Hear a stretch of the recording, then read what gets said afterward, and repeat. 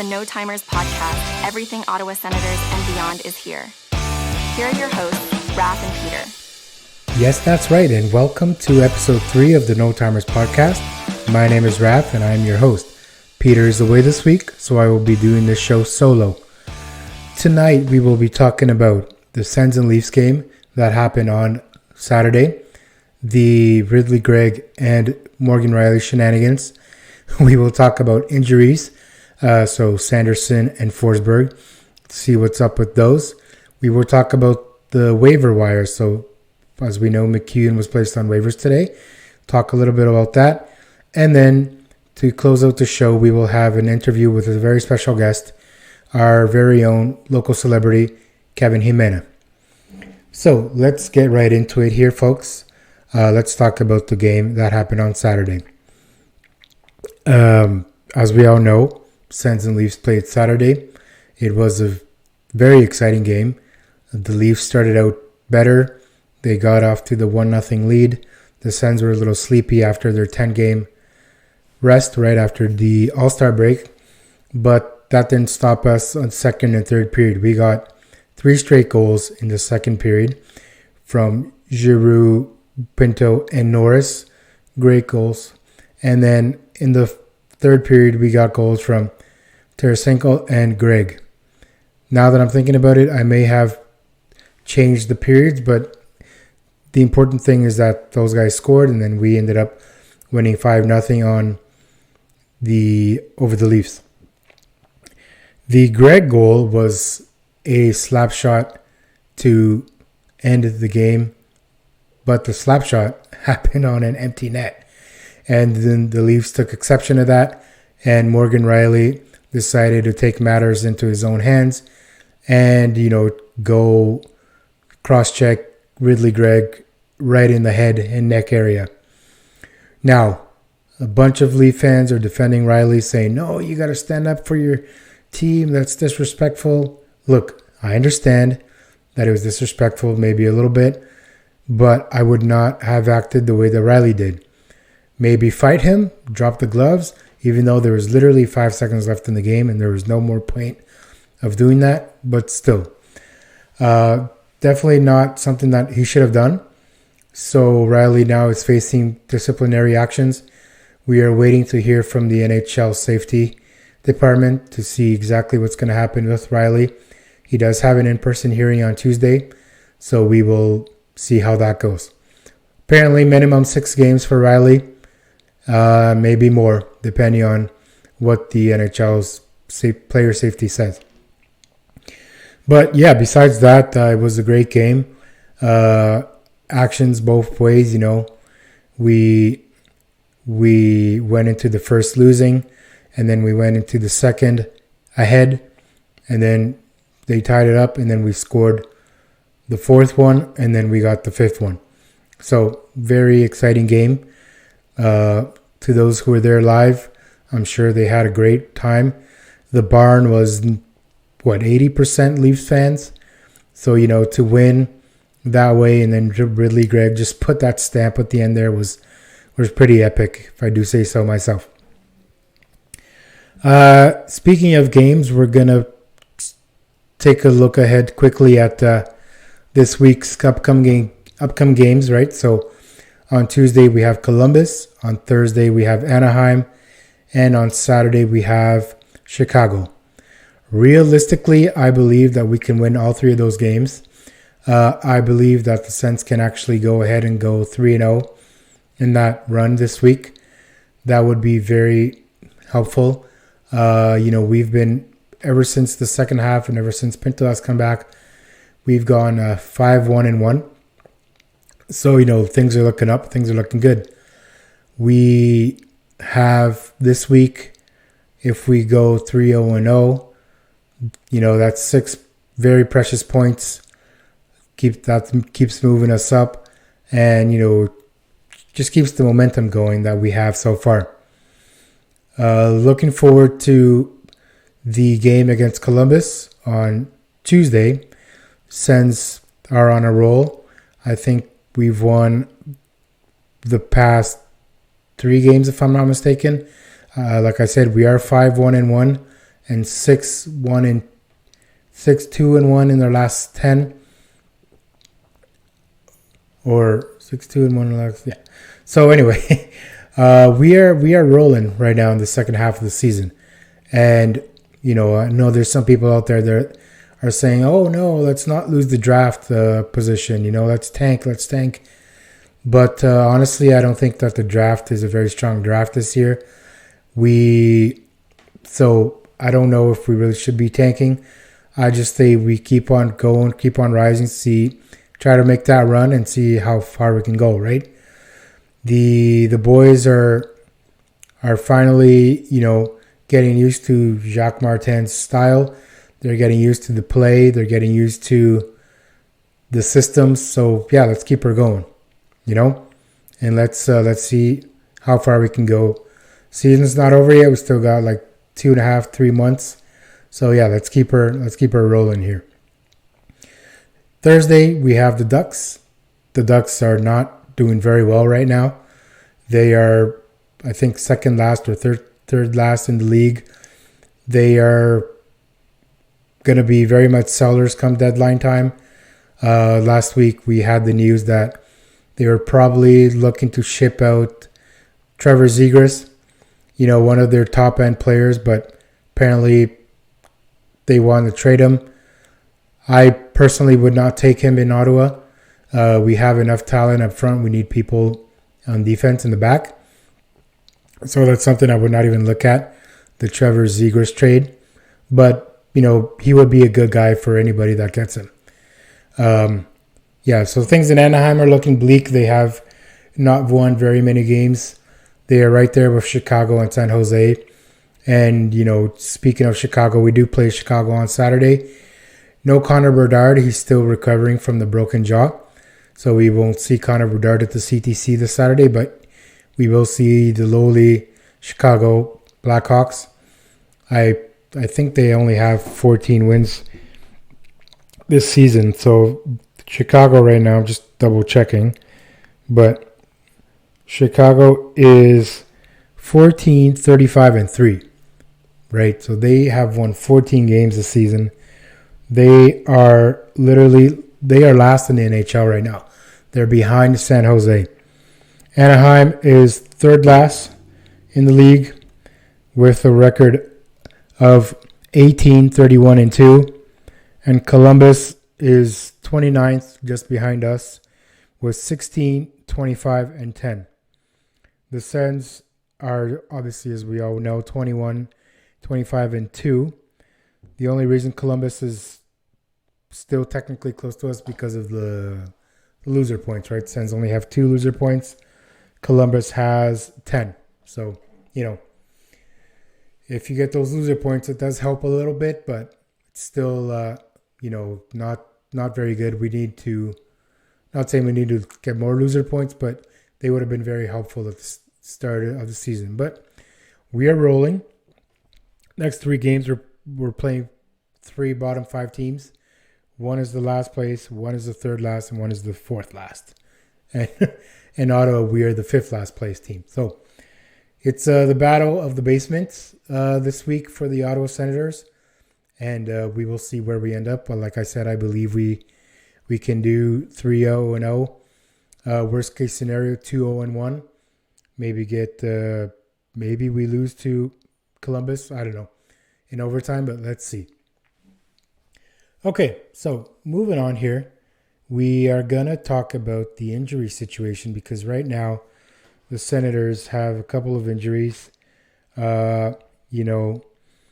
Sanderson got injured last week with a lower body injury. They never really disclosed what it was. So he's been out for a couple of games now. The injury is a weird one because he did show up to like a Ford dealership to pick up a Bronco that they were giving him. And then, they said, oh, see you next game, but he didn't play next game. And he's not playing on Tuesday either against Columbus. So don't really know what's going on with Sanderson there, but he is injured. So hopefully we get more news on that soon. Forsberg is returning from injury tomorrow. Tomorrow being Tuesday. I know this is recorded on for a Friday episode, but I'm recording this on a Monday.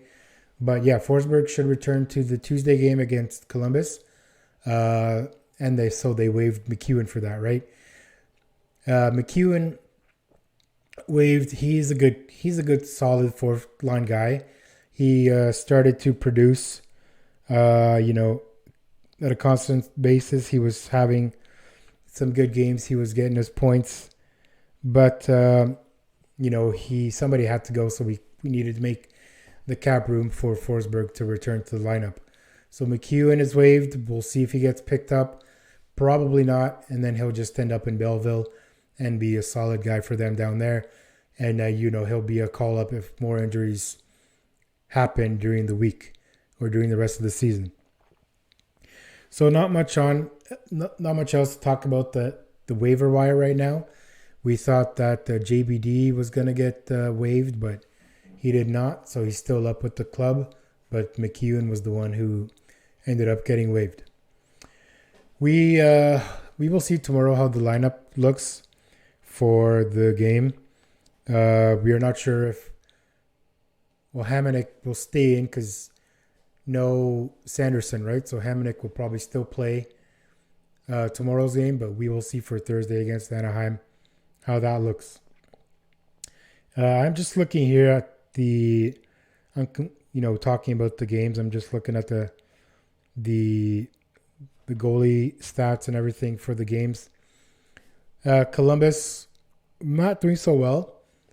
So looks like it's going to be Merzlikins versus Korpisalo for that game. Merzlikins is a 9-11-7 with a 3.21 GAA and a 904. He's got a 904 save. He's got a 904 save percentage. And Korpisalo 13-16-2 with a 3.37 GAA with an 890 save percentage. Not great. But Korpisalo has been well of lately. I've been saying Forsberg, but I meant Korpisalo. He's been doing well lately. The past, like I said, 6-7 games, he's been standing on his head. Forsberg, if he plays, he is 7-8-0. He's got a 3.35 GAA and an 889 save percentage. Our save percentages are not good this year. We started very, very badly. And, now we're picking it up as we go. But hopefully we can keep on playing good games and having better and, a better GAA. Yeah, so to correct myself from before, Sens' last 10 games were 6-2-2, okay? So we were 6-2-2 in the last 10, which is very good. I think this is our best streak for the whole season. We have not had a run this good so far. All right, so continuing on, we were talking about the trade deadline last week, and I want to talk a little bit more about that because Tarasenko got interviewed today by the media, and he said that he was open to, anything. So he's open to staying. He's open to getting traded. I'm really hoping that he stays. Like we've mentioned last episode, I really like Tarasenko. I think he's a solid second or third line guy. Right now he's playing on the third line with Pinto and Greig. That's a great line. That's a solid line. And, he's been producing more lately as well. So if we can manage to keep Tarasenko around, that would be very good. Still talk about Chychrun being traded, or I don't know, Shabbat, Norris. There's a lot of names out there for this trade deadline. But if I'm being honest, the only people that I think will be traded will be Kubalik, possibly Brandstrom, and maybe Tarasenko. I don't think anybody else from the team goes. None of the core guys are probably going to end up leaving. So that's what I think will happen for the trade deadline. Like I said, we're less than a month away from March 8th. So we will see what happens. Moving on here, We are rolling along nicely, so let's keep her going. Let's talk about now what I think should happen for the coaching situation. I know that we mentioned that a little bit last time. I want to elaborate a little bit more today. And in my interview with Kevin, we we look a little bit about that, and a little bit about everything that we've talked to so far. So stay tuned for that. Like I mentioned last week, I would rather have Martin for another year. The boys are playing well for him. They are learning the systems. We are doing a good job with Martin behind the bench. Sorry, Alfie being back there definitely helps as well. Nothing against Berube. I think maybe he should come in a year or two if he's still available. Doubt it, because there's rumblings now that he might go to Toronto once Keefe is gone. So we'll see how that goes. But Martin, to me, is my number one choice. The guy's already there, right? So let's just keep him there. And then extend him for a year or so. See how that goes. If he pushes it to a playoff next year, amazing. If not, but at least we have a winning record, very good as well, right? So let's see how that goes. And I did mention Kevin Jimena, our local celebrity. We will be doing his interview shortly. Just before that, I would like to say a very big thank you to everyone who's following, liking, subscribing to our podcast. Thank you to all those who are supporting us. Your support is greatly appreciated. It makes us grow, makes us better.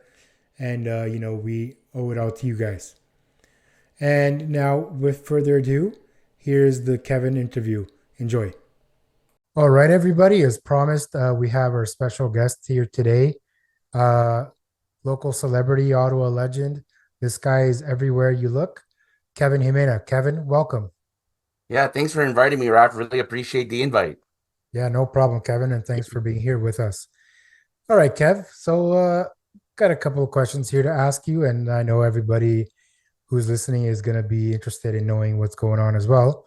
First of all, Kevin, I know you love the Senators.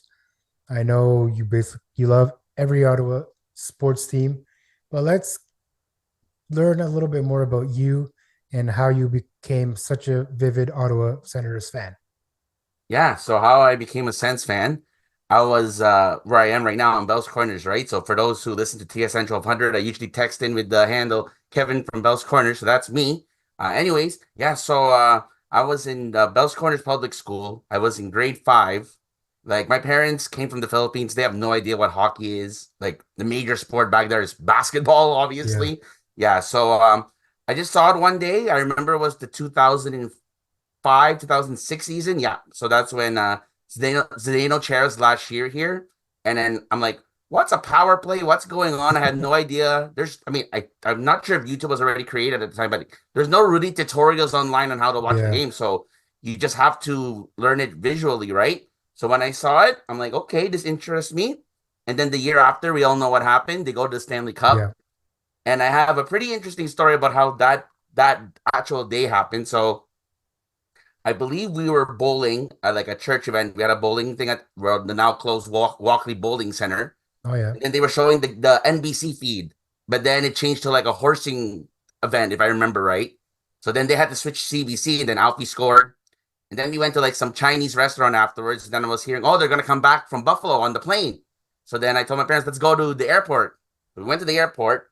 Wasn't an avid Sens fan at that time, we can say, like, just sort of being curious. So we just went there. Didn't get any photos of the cars driving by of the players, none of that. I actually got a photo with the pilot of the plane. So that's Okay. where all Cool. that happened. And then slowly but surely, getting into the Sens. So Yeah. pretty interesting start, right? Like no experience, no relatives or anyone that knows hockey. I just found in myself one day on TV. Cool. That's an awesome yeah, that's an awesome story, Kev. Yeah. I think you and hundreds or maybe even thousands of others fell in love with the Suns in those early 2000 years.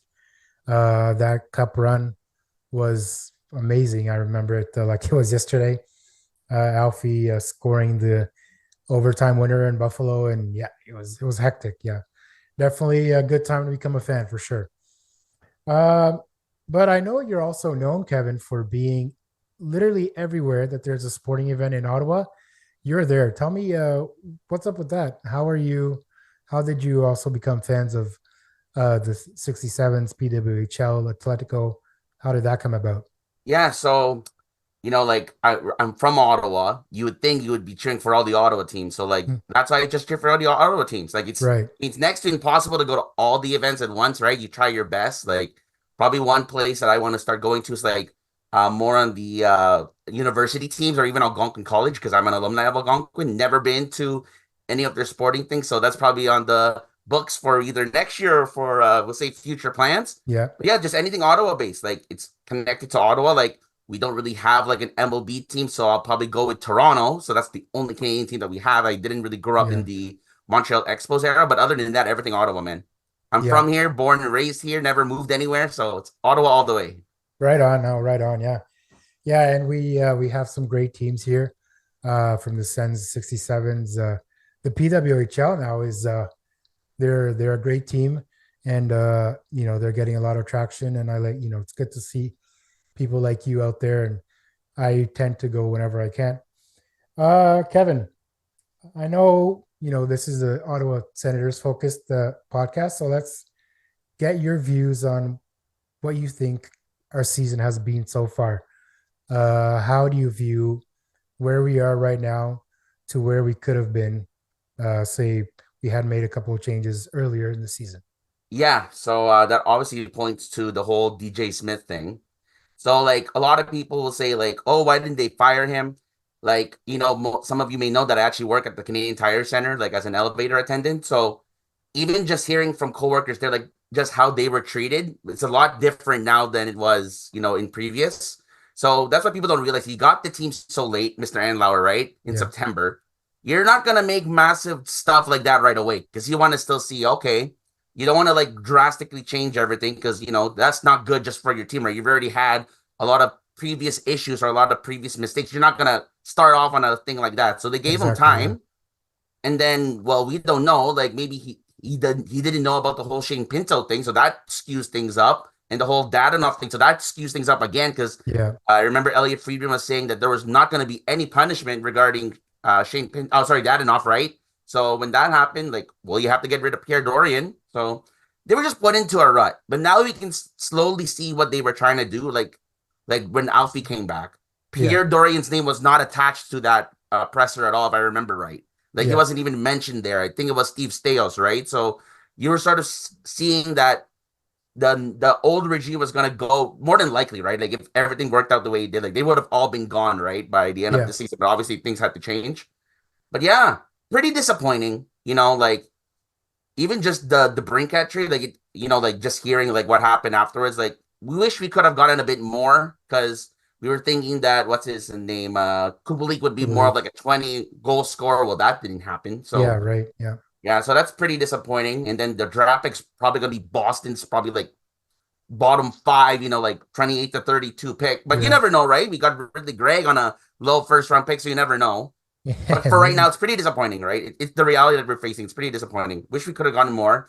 Vladdy, not scoring a lot, but he's added like that other Claude Giroux veteran presence that we don't really have, exactly. honestly, Yeah. right? So, like what a lot of people have been saying, we need another person like that. Let's see what we can find. No, I agree. And yeah, in my honest opinion, I don't think we should trade Vladdy. I like him a lot. He's a good character guy. Uh, if we're looking for a veteran, why don't we keep the ones we have, right? So, or we can do the trade and return, but that never really happens. But we'll see. We'll see with Vladdy what Mhm. happens. Cool. And since you mentioned his name, I'm gonna ask you, what did you think about Ridley Gregg last night or on Saturday? Yeah, How did you think he was right? He was wrong?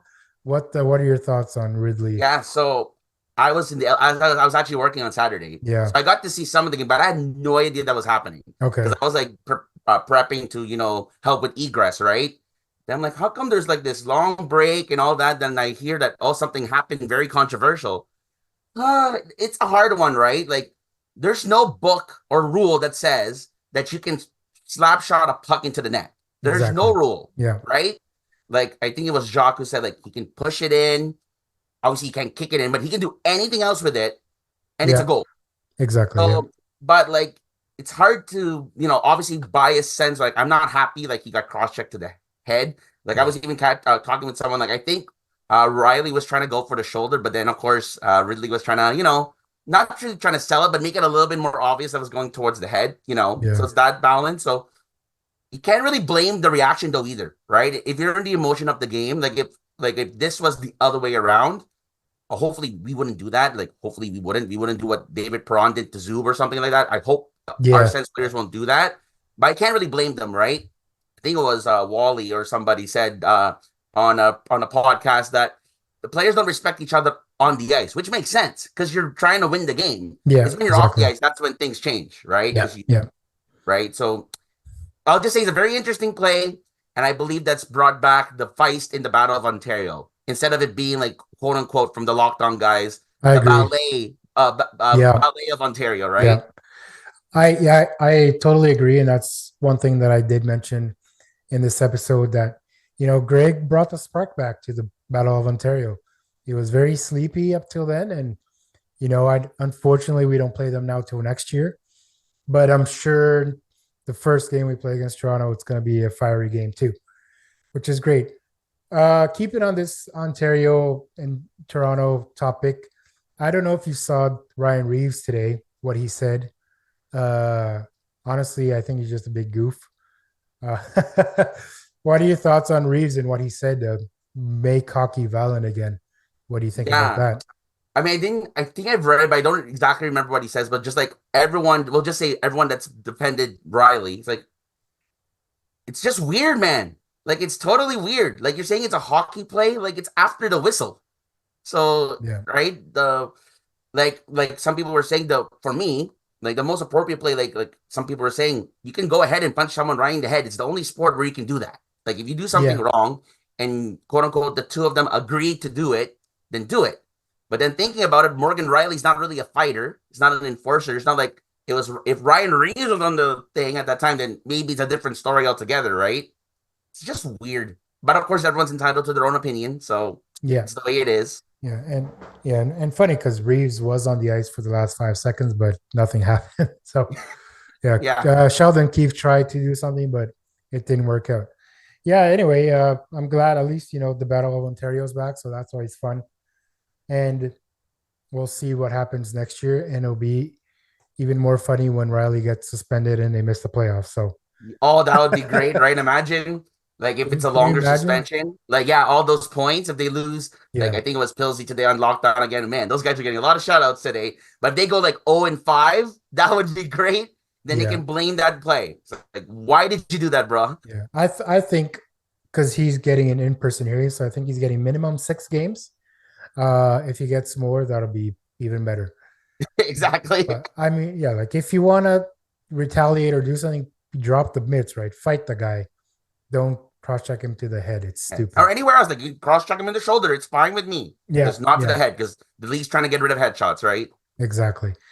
Yeah, no, Kevin, you you're very, very knowledgeable in your sense knowledge and everything. And I appreciate you being here. And like I said, you are a local celebrity and you're literally everywhere. So if you have any questions for me, you can ask them. If not, I think we got everything we need. And, I really, really appreciate you taking the time to talk to me today. Yeah. So just a question for you. What inspired you to start making your own podcast? Honestly, I listen a lot to Coming in Hot, the Lockdown Guys, and some of the other podcasts that we have, like Sense Talk and things like that. Mhm. And I figured, why not? I love the Sens. I have a microphone. Why not put my opinions out there as well? So this is only our third episode, so you're coming in at the very beginning, but hopefully, with your presence and a little help from our friends from other networks and sponsors, we can grow. Yeah, so that's great. Like I Yeah, think it was somebody that said like Sens Twitter or like Sens X, we can say very underrated, right? Like underrated. very Yeah, underrated. Like I mean, there will be some times where there'll be some sort of disagreements on certain things, but my thing is like when you meet people in person, that's when you sort of let go of those things. Like those yeah, things don't quote unquote exist. It's just because you're typing behind a keyboard or behind a phone. So a lot of the times that we're just doing some like sometimes posting sort of like insecurities. Like sometimes we want to think that we're always right, but we're actually not. So but once you meet the people in person, like for me, those things go away. And that's yeah, why I'm always about positive vibes. If you know my account, try not. I mean, I'll retweet news like if someone says something, but it's not yeah, my opinion. So yeah. I'm Of just like course. pushing the algorithm. That's all I'm doing. It's not like Yeah, I'm agreeing with this or disagreeing. It's just here maybe someone doesn't see it, so I'll just repost it or like the post, right? yeah. No, exactly. And honestly, you're one of the better people because you're you're like above us because I like to chirp people in. But no, yeah, good on you, Kev, and keep being that positive guy that you are. You're a great person, and everybody in the Suns land loves you. So keep on keeping on, man, and have fun and enjoy life, right? Yes, man. Yeah, thanks very much for inviting me to your show. Really appreciate it.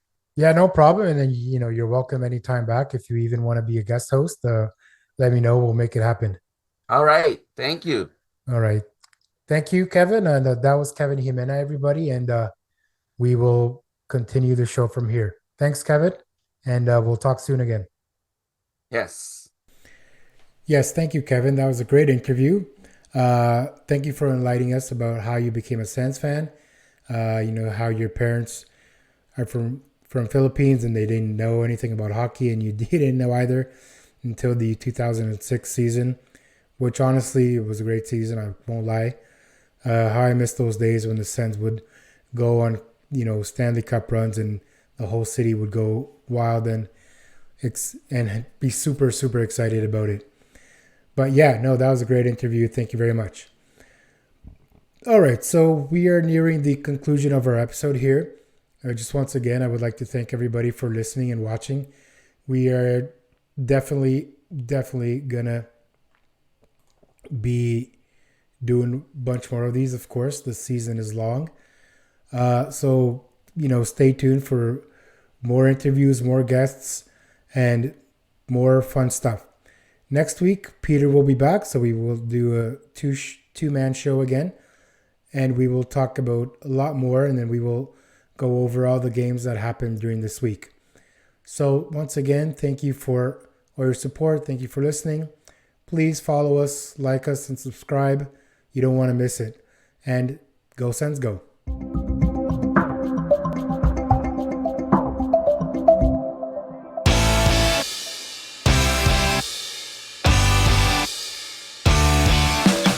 That was the No Timers podcast.